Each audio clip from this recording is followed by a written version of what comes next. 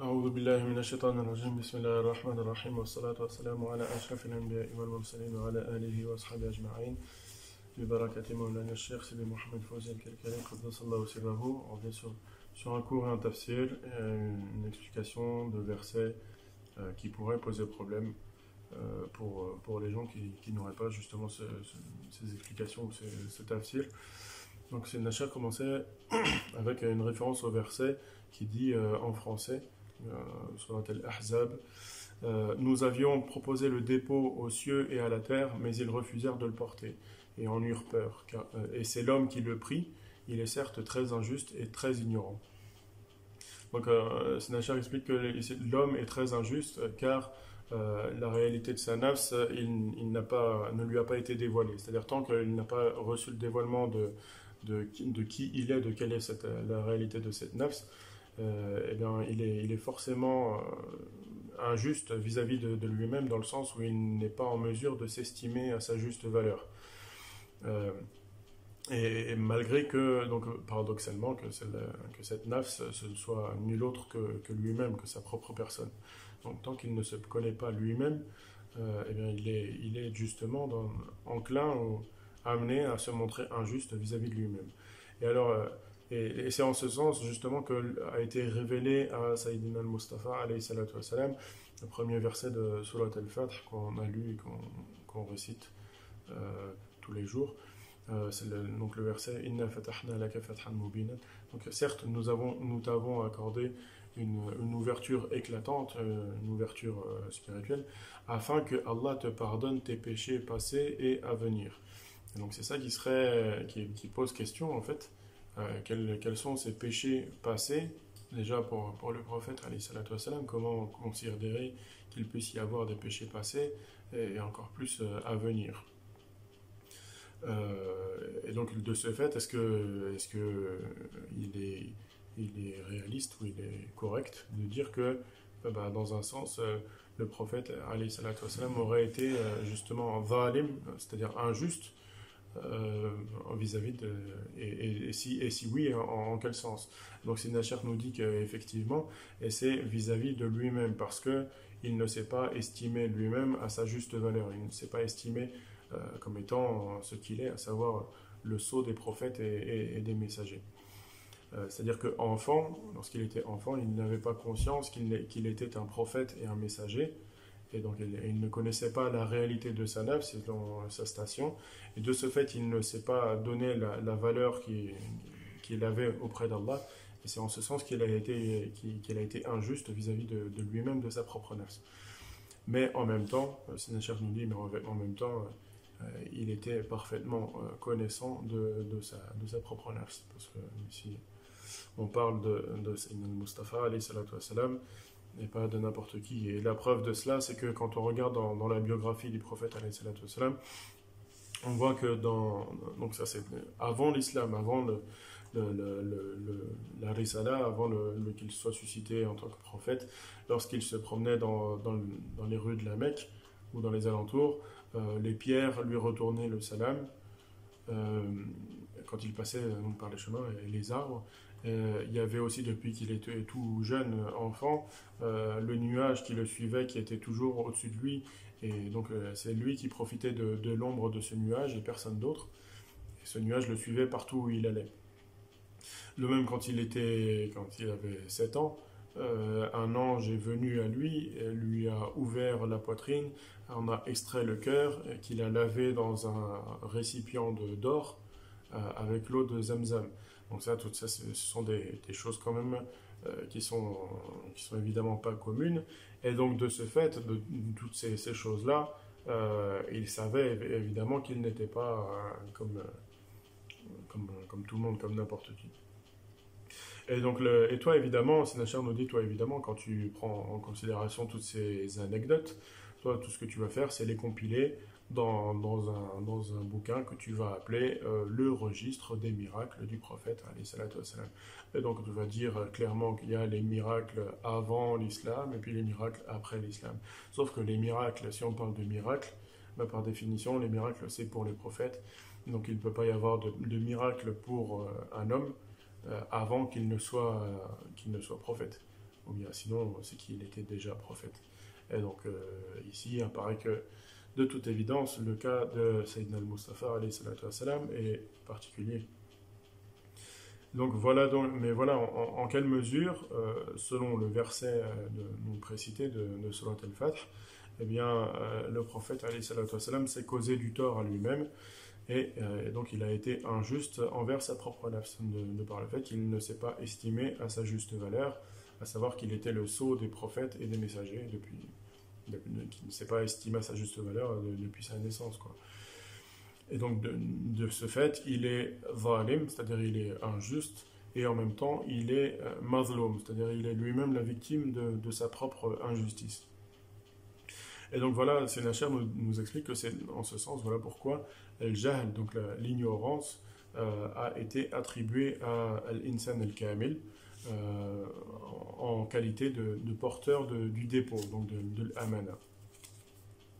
Donc, parce que conformément au verset qu'on a cité au début, donc c'est l'homme qui a appris, qui a accepté de prendre le dépôt, et il est certes injuste, très injuste, zalouman jahola, il est très injuste et très ignorant.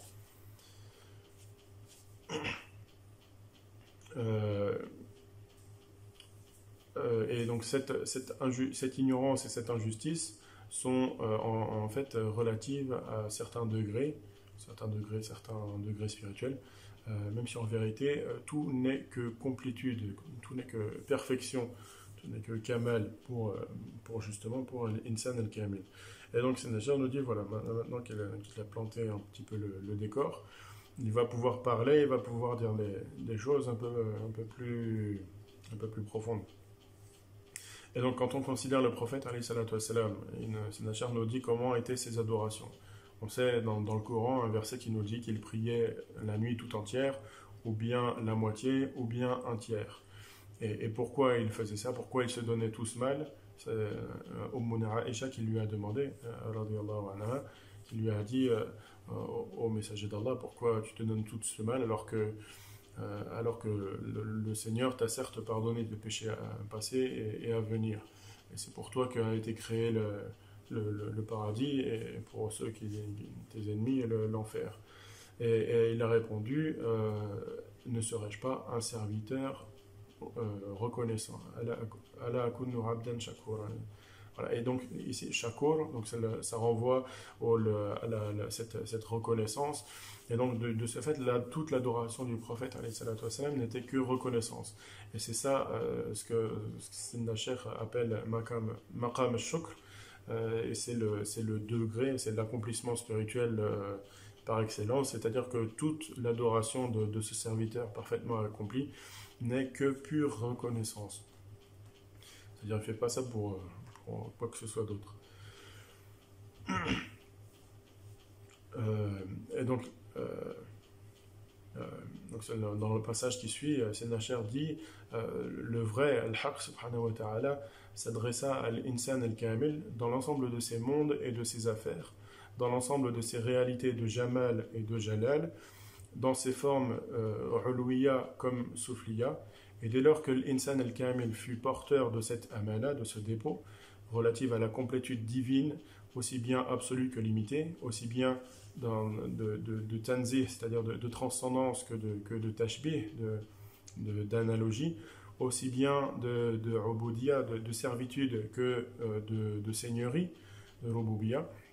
Et bien à ce moment-là, dès lors, l'insan al-kamil fut en mesure d'embrasser l'ensemble de tous les noms divins, et tous ne furent pour lui que complétude et perfection.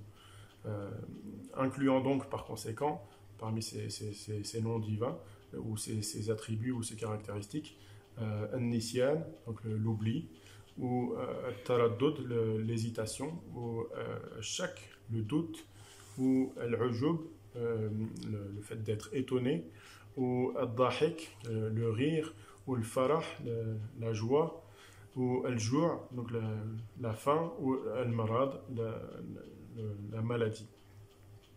Donc tous ces mots-là, ou ces attributs, c'est Allah Ta'ala, le Seigneur, qui se les a attribués à lui-même au travers de hadiths qui sont sahih, authentiques, ou même au travers de versets du Coran.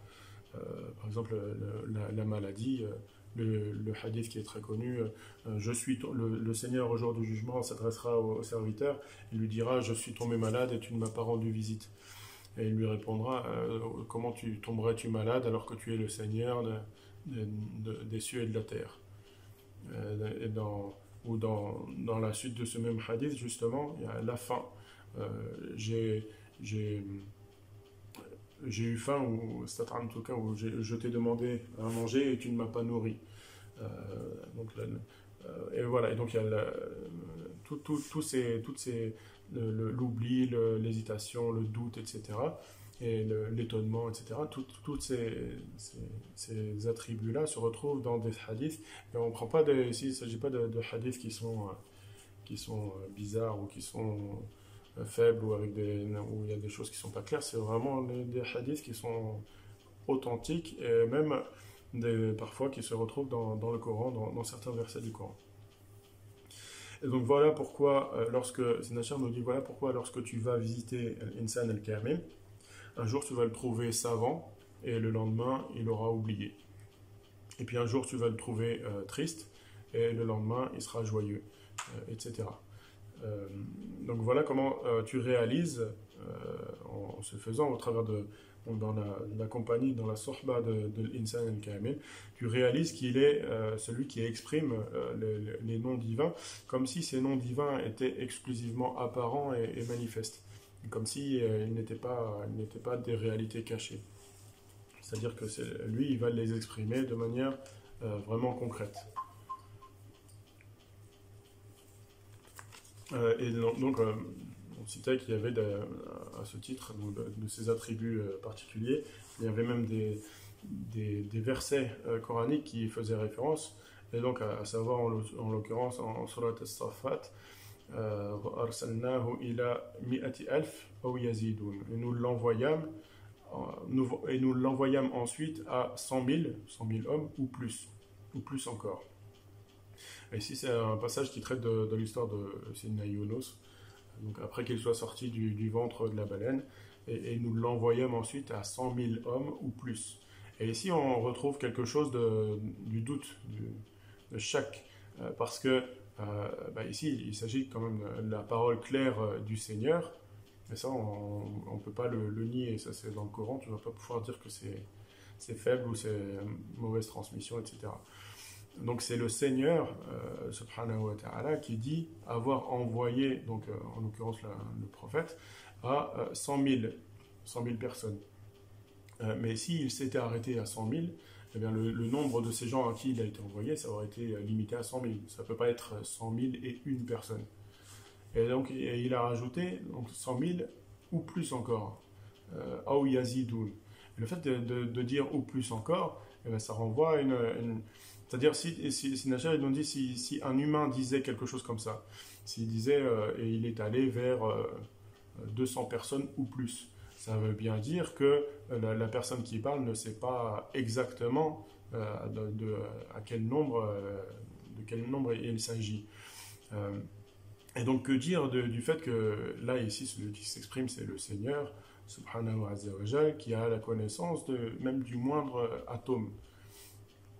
Donc, que dire dans ce cas-là, et en fait, Sinachar, il dit qu'il fait il fait remarquer ces choses-là, ces particularités, ces subtilités des textes, pour que justement ton esprit il s'élargisse, et en s'élargissant, pour qu'il soit alors à ce moment-là en mesure de recevoir ce qu'on appelle l'ilm al-batin, donc la science ésotérique. Et dans un hadith authentique, Sahih al-Bukhari, tout ce que tu veux, Nachar dit tu peux aller le chercher même si tu as des doutes. Le prophète alayhi salatu wassalam nous dit nous sommes plus en droit au doute, au shak, que Ibrahim. Donc peut-on attribuer du coup le doute, shak au prophète alayhi salatu wassalam? Parce qu'il dit clairement, nous sommes plus en droit au doute que Ibrahim. Donc on constate bien que le Seigneur, subhanahu wa ta'ala, au travers de ce verset qu'on vient de citer, il s'est attribué indirectement, on peut l'accorder, le doute qui se l'est attribué à lui-même. Alors s'il se l'attribue à lui-même, pourquoi ne le serait-il pas ce serait pas possible pour Sayyidina al-Mustafa alayhi salatu wassalam.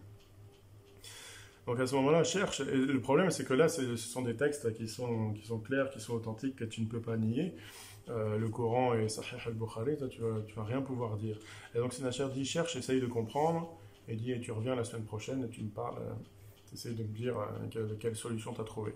Et en vérité, il dit, et tout de suite, la seule solution que tu vas pouvoir trouver à ce problème, si tu arrives à y réfléchir, à t'y intéresser, eh ben, c'est simplement que tu vas trouver un moyen d'oublier parce que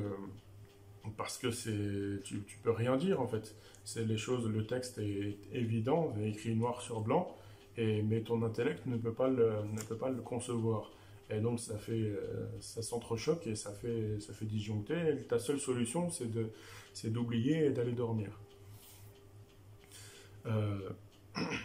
Et attention, donc Sennacher nous dit et nous l'envoyâmes à 100 000 ou plus encore. Ce verset, il ne vient pas le dire, le mentionner c'est-à-dire pour que tu comprennes qu'au travers de ça, il s'en prend à la sacralité de l'essence divine ou qu'il s'en prend à un attribut d'Allah subhanahu wa ta'ala. Non, c'est bien le contraire.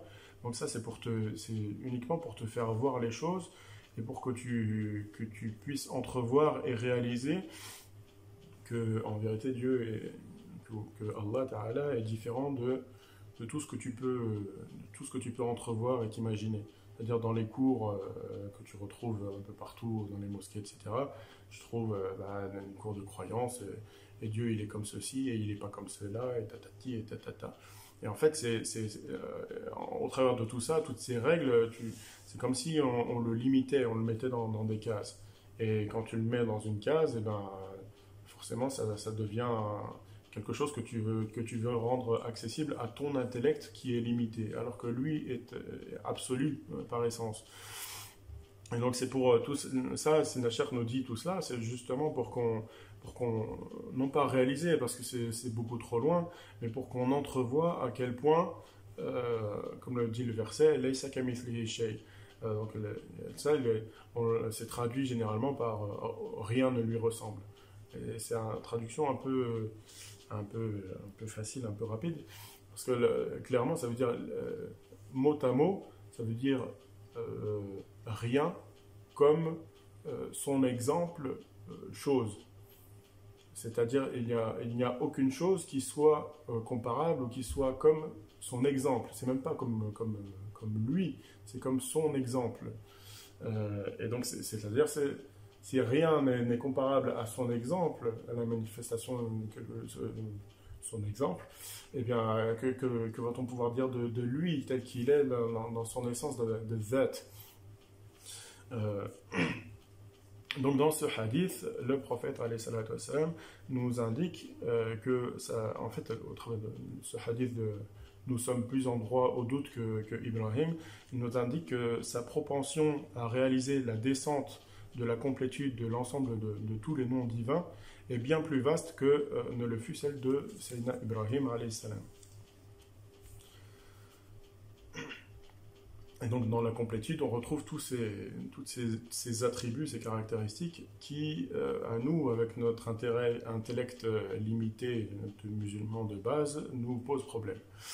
Sinachar continue en mentionnant la parole de Sayyidina Sulaiman. Sayyidina Sulaiman, il dit, encore une fois c'est dans le Coran, c'est inattaquable, Sayyidina Sulaiman, il dit « Seigneur, pardonne-moi et accorde-moi un royaume qui ne conviendra plus à nul autre après moi ». Et ça, effectivement, ça lui a été accordé. Donc il a reçu un royaume, un mulk, tel que personne après lui n'en a eu. Et donc, ceci dit, le prophète, alayhi salatu wassalam, était le détenteur, et il détenait les clés aussi bien de ce bas monde que de l'au-delà. Mais les clés de manière absolue, il n'y avait aucune limite dans ce qu'il détenait, dans ce royaume ou sa souveraineté. Mais malgré tout, comment est-ce que le prophète alayhi salatu wassalam vivait? De toute évidence, il n'a pas mené la vie de Sidna Sulaiman. Et donc, de ce fait, est-ce que Sidna Sulaiman était meilleur que le prophète alayhi salatu wassalam? Non, évidemment. Et est-ce que Sidna Sulaiman était plus savant que le prophète alayhi salatu wassalam? Non, évidemment. D'autre part, on voit que, entre la sira, etc., que le prophète alayhi salatu wassalam se prosternait devant la Kaaba. Quand il faisait la prière, il se prosternait devant la Kaaba comme n'importe quel musulman. Et quand on considère le cas de Sidna Adam, c'est les anges qui se prosternaient devant lui. Et donc de ce fait, est-ce que Sidna Adam est supérieur au prophète alayhi salatu wassalam? Non, évidemment. Alors comment comprendre tout ça? Eh bien, en fait, il s'agit de comprendre que al-khilafa, donc quand on parle de khilafa, du vicariat, c'est-à-dire le représentant, clairement le représentant de Dieu sur terre, cette fonction de khilafa, elle est totale et absolue, et elle est dans le cas où elle est exclusivement réservée, la particularité ou le statut de celui qui aura su réunir la plus grande élévation et à la fois le plus grand rabaissement. C'est-à-dire la réunion des opposés. Ce n'est pas uniquement ce qui est élevé, c'est ce qui est élevé avec ce qui est le plus bas.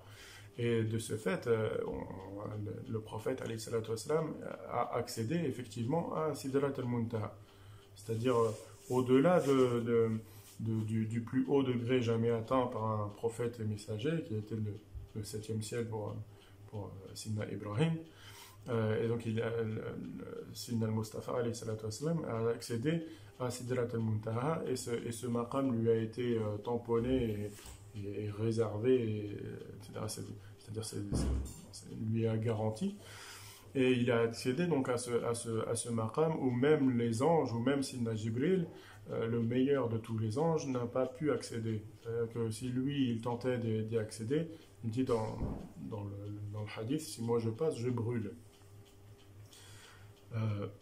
Et suite à cela, donc après avoir atteint Sidrat al-Muntaha, qui est le maqam absolu, le maqam par excellence, le plus haut qui soit, eh bien le prophète alayhi salatu wassalam est descendu au plus bas.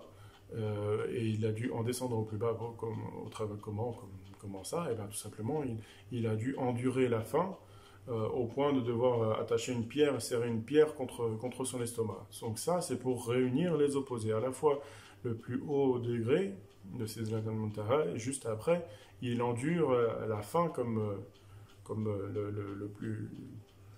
les hommes qui sont qui sont dans un état de faiblesse entre guillemets. Et donc ça pour réunir les opposés. Et il dit dans un hadith authentique, encore une fois sahih, je suis le Seigneur, je suis le Sayyid des fils d'Adam, et je le dis et sans fierté. Donc il nous dit qu'il est le Seigneur de toute la descendance de tous les fils d'Adam, mais c'est sur sa tête qu'un fils d'Adam viendra et va jeter des abats d'animaux. Donc ça, c'est à la fois il est leur Seigneur, et à la fois le premier venu va pouvoir venir et lui déverser des déchets sur la tête alors qu'il est en prière. Donc voilà, au travers de cela, on voit la parfaite réunion justement de ces opposés. Et est-ce qu'un prophète l'a fait avant lui? Non. Et même s'il y en a qui ont fait des choses qui s'apparentent un peu à ça, ils ne l'ont fait en fait que partiellement. Et il n'y a vraiment que le prophète alayhi salatu wassalam qui a su réunir à tel point, de manière aussi parfaite, tous les opposés, à la fois d'élévation et de rabaissement. Et c'est le prophète alayhi salatu wassalam aussi qui a été frappé jusqu'à ce que l'une de ses dents s'est brisée.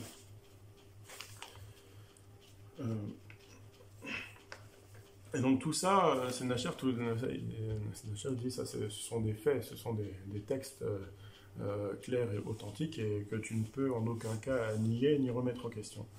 Et le truc, c'est que toi, quand tu te réfères à ces hadiths et à ces événements de la vie du prophète alayhi salatu wassalam, tu le rentres dans la case, enfin tu y fais référence quand tu évoques son bon comportement. Donc quand tu dis, voilà, le prophète alayhi salatu wassalam était patient, à quel point il était patient, à quel point il était généreux, à quel point il a enduré, à quel point il faisait preuve du meilleur comportement avec toutes les créatures. Alors ça, oui, effectivement, c'est naturel, effectivement, ça, on ne le nie pas, mais la réalité, en fait, elle est profonde et bien plus grande que ce qu'on essaye d'en dire ou d'en présenter. Donc pour lui, tous ces attributs de complétude, c'est aussi une particularité. Donc toutes ces choses, ces caractéristiques de la perfection de son caractère, c'est pas le résultat d'un entraînement ou d'un travail sur lui-même pour changer et pour devenir meilleur. C'est sa nature de lui-même tel qu'il est, c'est-à-dire naturellement, il agissait sans faire un effort pour lui-même en disant. C'est pas comme toi quand tu te dis tu es dans une situation difficile et tu te dis il faut pas que je m'énerve ou allez il faut que je sois généreux ou allez viens on va aider un tel non c'est pour lui alayhi salatu wassalam, c'était quelque chose qui était complètement naturel sans calcul sans effort sans voilà et parce qu'il était le Coran qui marche comme l'a dit Ummuna Aisha radhiyallahu anha, il était un Coran qui marche. Et dans un hadith, encore une fois, le prophète alayhi salatu wassalam dit « Je suis un humain comme vous, j'oublie comme vous oubliez. » C'est-à-dire, je suis susceptible d'oublier de même que vous oubliez. Et Sénachar nous dit, donc il a dit ça, dans cette parole, dans ce hadith, même si en vérité il n'oublie pas, parce que on le voit au travers du Coran. Le Coran, si tu prends quelqu'un qui a appris le Coran dans une école coranique, il l'a répété et répété et répété pendant des années et des années. Mais à un moment donné, s'il arrête de le répéter, s'il arrête de réciter le Coran, il finit par l'oublier, qui qu'il soit. Or, le prophète alayhi salatu wassalam, n'a jamais oublié, n'a jamais pu oublier, il n'est même pas concevable qu'il oublie quoi que ce soit du Coran. Et donc, de ce fait, s'il avait été enclin à oublier comme nous oublions, il aurait certainement oublié le Coran. Or, ce n'est évidemment pas le cas. Et donc, au travers de ce hadith, donc, je suis un humain comme vous, j'oublie comme vous oubliez. Ici, parce que au travers de ça, il se fait la parfaite opposition à la parole de Sina Yusuf. Sina Yusuf, dans Surat Yusuf, il dit, en fait, quand il s'adresse aux responsables égyptiens, il lui dit place-moi à la tête des entrepôts, des silos pour la gestion du royaume. Et il dit inni hafidun alim. Je suis hafiz, je suis quelqu'un qui n'oublie rien, et je suis alim, c'est-à-dire je connais tout et je n'ai pas de doute sur rien du tout. Je sais direct ce qu'il faut faire. C'est-à-dire que Sina Yusuf, ici, alayhi salam, ne s'est pas reconnu pour lui-même la caractéristique d'oublier, ni d'avoir des doutes d'ailleurs. Inni hafidun alim. Et donc la parole de Sidna Yusuf traduit en fait la complétude, c'est-à-dire la perfection dans l'ascension, dans l'élévation. Tandis que la parole du prophète, alayhi salatu wassalam, elle traduit la complétude dans l'ascension, dans l'élévation et aussi dans la descente. Donc voilà pourquoi il a été envoyé, alayhi salatu wassalam, pour parachever les meilleurs, les plus bons caractères. Et tous ces caractères, tous ces attributs, ces caractéristiques sont des caractères, sont des akhlaq d'Allah subhanahu wa ta'ala. Et tous sont makarim. Donc le hadith c'est Bu'ithtu li utammima makarim al-akhlaq, donc les meilleurs caractères. Donc c'est le makarim. Tous ces attributs, toutes ces caractéristiques sont bonnes et sont les meilleures des caractéristiques. Et c'est le prophète alayhi salatu wassalam qui les paracheva par sa nature humaine et au travers de sa nature humaine. Et on s'en tient à cela pour ce soir. Nas'alullah yu'allimana ma yanfa'una wa yanfa'ana bima 'allamana. Allahumma salli ala sayyidina Muhammadin wa ala ali sayyidina Muhammad كما صليت على سيدنا إبراهيم وعلى آل سيدنا إبراهيم وبارك على سيدنا محمد وعلى آل سيدنا محمد كما باركت على سيدنا إبراهيم وعلى آل سيدنا إبراهيم في العالمين إنك حميد مجيد سبحان ربك رب العزة عما يصفون وسلام على المرسلين والحمد لله رب العالمين.